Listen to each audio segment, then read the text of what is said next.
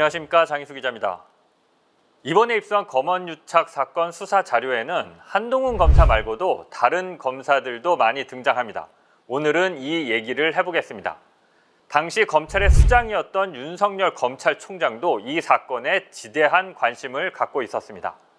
당시 배혜림 법조팀장의 4월 2일 카카오톡 내용을 보시겠습니다. 윤석열 총장이 김진 기자 통해서 계속 물어오고 있나 봐요. 이동재, 한동훈 음성 파일요. 윤석열 총장이 한동훈 검사의 음성 파일이 있는지 여부를 채널A 기자에게 여러 차례 확인했다는 겁니다.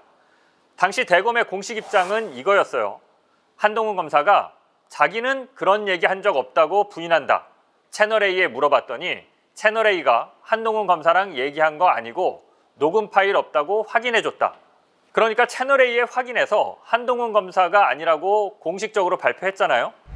그런데 윤석열 총장은 따로 자기가 친한 기자한테 혹시 녹음 파일이 있는 거 아니냐 이렇게 여러 차례 물어봤던 거죠. 혹시 채널A 기자들이 녹음 파일을 가지고 있으면 어떡하지?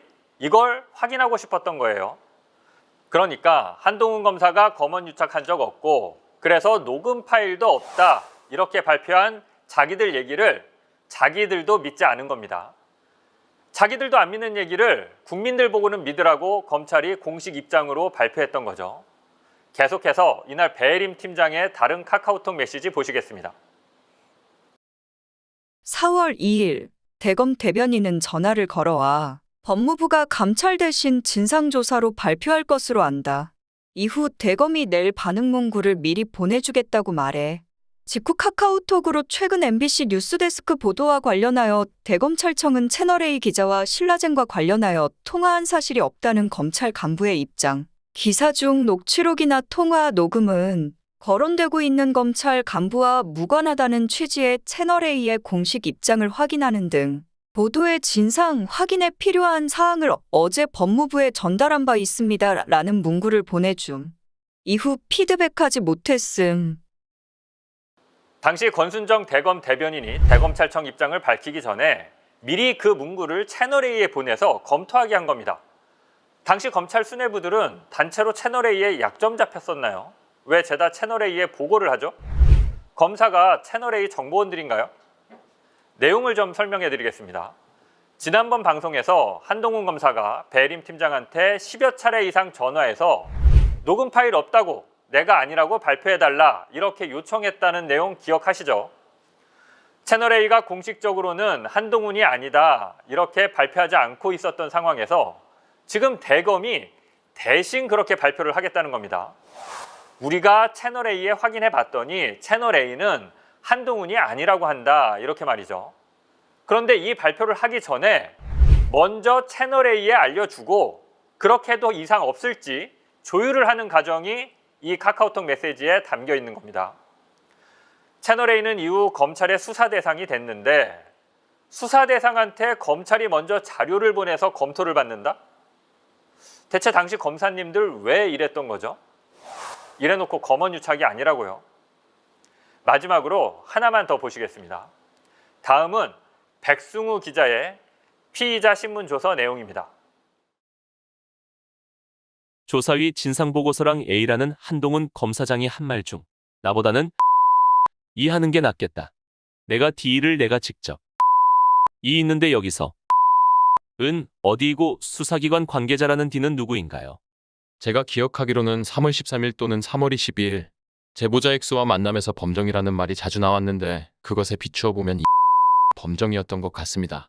수사기관 관계자 D는 저희 취재원이 아니어서 정확히 기억이 나지는 않는데 손모식이라고 이야기했던 것 같습니다. 여기서 나오는 대검 범정의 손모식이 누구일까요? 네, 맞습니다. 손준성 검사입니다. 고발 사주 사건에 등장하는 바로 그 검사. 언론인과 정치인들을 고발해달라며 이들의 이름이 들어간 고발장을 김웅 의원에게 전달했던 바로 그 사람이죠. 검사는 백승우 기자한테 3월 13일과 22일에 제보자 X를 만날 당시의 상황을 묻고 있습니다. 그때 제보자 X를 만나서 보여준 녹취록을 보면 한동훈 검사가 대검 범정의 어떤 검사를 연결해 주겠다는 얘기가 나오는데 이게 뭐냐 이렇게 물어본 거죠. 그러니까 백승우 기자가 손모시기 검사다 이렇게 답하는 겁니다. 아시겠지만 한동훈 검사장, 권순정 당시 대검 대변인, 그리고 손준성 대검 수사정보정책관은 3월 31일부터 4월 2일까지 MBC의 검언유착 보도로 검찰 내 분위기가 가장 긴박했던 그 시기에 단톡방을 만들어서 수십 차례 카톡을 주고받았습니다. 그런데 직책만 보면 이 세 명은 서로 연관성이 전혀 없는 사람들이죠. 그래서 이들은 검언유착 보도를 고발 사주로 뒤엎고자 했던 공작을 함께 한 거 아니냐, 이런 의심을 세간에서 받고 있습니다. 이들이 단톡방에서 무슨 얘기를 나눴는지 궁금한데요. 한동훈 검사가 자기 휴대전화 비번을 감추고 수사에 협조 안 하는 이유가 아닐까 합니다. 마무리하기 전에 이동재 기자가 한동훈 검사를 뒤에서는 어떻게 얘기하고 다녔는지 한번 보시겠습니다. 선배 이름은 나와요. 선배 그 채널 A 하면 타사에서도 한동훈이랑 친해갖고 뽑아먹는 새끼 뭐 이렇게 이해하겠지. 자, 타사 기자들이 볼 때도 이동재 본인은 한동훈한테 기사를 뽑아먹는 기자라고 말하고 있죠. 그러니까 한동훈이 자신의 주요 취재원이고 그한테 검찰 내부 정보를 받아서 기사를 많이 썼다고 본인도 스스로 인정하고 있죠. 근데 잠깐만요.